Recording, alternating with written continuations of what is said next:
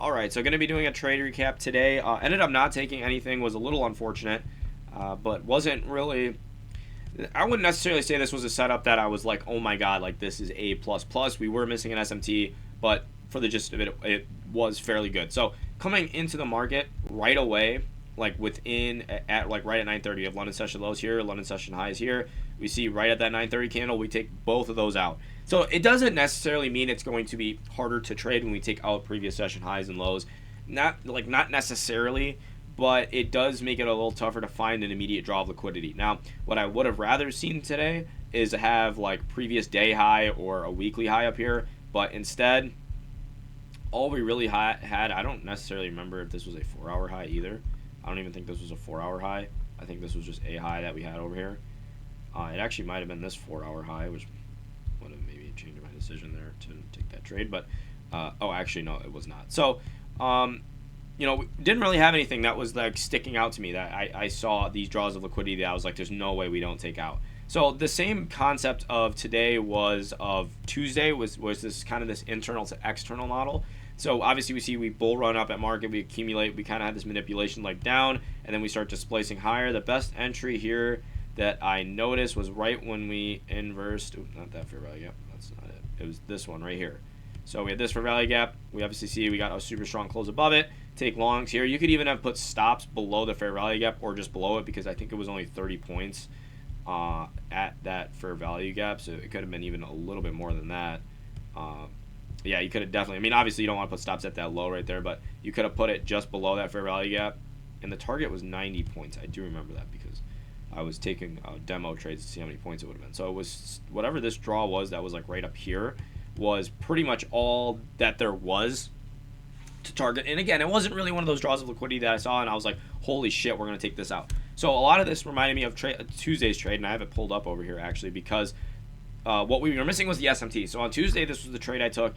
We had this low over here. We obviously broke below it, and if you went over to NQ was like way up here. So it had the same low form, but NQ was right here while ES was way down here. I figured we also had this, I think it was a 4-hour high here that we hadn't taken out yet. So we saw the displacement up. That's when I entered targeting that high. Obviously, it's not like a moonshot trade here. Obviously, we see out of ES, but it was still a decent trade. So it was the same concept as that going into today, but we didn't have that SMT. And the SMT with that hourly, like trading towards the hourly is really important to me, and we didn't have it. So I sat out for it, and we obviously played out. So I'll pull up trade or Top Step, obviously. God damn it. Hold on, I got to pause this. I don't know why I got logged out, but.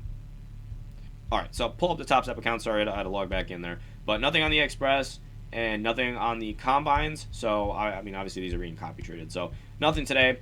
Good price action, though. Good price action. Okay, also another factor was we had news today at 10 a.m. That trade wasn't necessarily that close to news. It was like 15 minutes. That entry was about 10 to 15 minutes before news. But I don't like being stuck in trades with news. I've seen some really ugly things happen. I've actually been in trades at that news time. Yeah, it was about 14 minutes before news.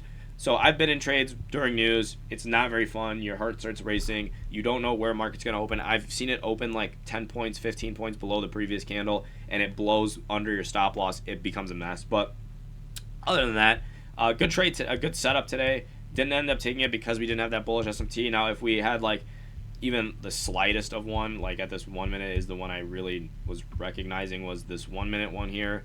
And then obviously we go over to ES. We see ES failed to close below that low or wick it out at least. It was more or less in the same spot as NQ. So we didn't have that SMT. Really was good displacement. Ended up targeting that 4-hour high or that weekly high that was over here, I believe. Or maybe it was even, actually I think it was this 4-hour high. But, I mean, other than that, not a whole lot there. It was that 4-hour high, actually. But other than that, not a whole lot today.